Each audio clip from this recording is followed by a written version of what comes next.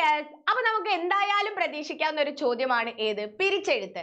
ഇവിടെ തന്നിരിക്കുന്ന വാക്ക് ഏതാണെന്ന് നോക്കിയേ. ധീരമെങ്കിലും. ധീരമെങ്കിലും എന്നുള്ള വാക്ക് നമുക്ക് എങ്ങനെ പിരിച്ചെഴുതാം? അത് കൃത്യമായിട്ട് വാക്കായിരിക്കണം പിരിച്ചെഴുതേണ്ടത്. ധീരം എങ്കിലും. അപ്പൊ ഏതാണ് ഉത്തരം? ആദ്യത്തെ ഓപ്ഷൻ എ ആണ് ശരിയായിട്ടുള്ളത്. ഒരിക്കലും ധീരമേ എന്ന് പറഞ്ഞൊരു വാക്കില്ലല്ലോ. അതുപോലെ തന്നെ ധീരമെങ്കി എന്ന് പറഞ്ഞൊരു വാക്കില്ലല്ലോ. ധീരമെങ്കിലും ഇങ്ങനെയല്ലല്ലോ. എങ്കിലും എന്നല്ലേ പറയാ. ധീരം എന്നതാണ് വാക്ക്. കൃത്യമായിട്ട് വാക്ക് പിരിച്ചെഴുതിയത് ഓപ്ഷൻ എ ആണ്. അടുത്ത ചോദ്യം നോക്കിയേ. കരിമ്പുക. കരിപുക എന്നതാണ് കരിമ്പുക എന്ന വാക്കിന്റെ കൃത്യമായിട്ടുള്ള വാക്കുകൾ എന്ന് പറയുന്നത്.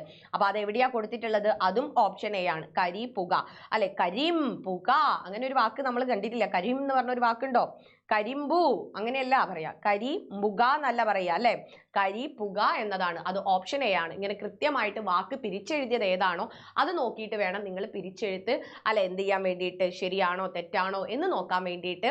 അപ്പൊ എല്ലാവർക്കും വീഡിയോ ഇഷ്ടപ്പെട്ടെങ്കിൽ ലൈക്ക് ചെയ്യണം, മാക്സിമം ഫ്രണ്ട്സിലേക്ക് ഷെയർ ചെയ്യണം. നമ്മുടെ ചാനൽ സബ്സ്ക്രൈബ് ചെയ്യാൻ കൂടെ മറന്നു പോകരുത്. നമുക്ക് മറ്റൊരു വീഡിയോയിൽ കാണാം. അതുവരെ ബൈ.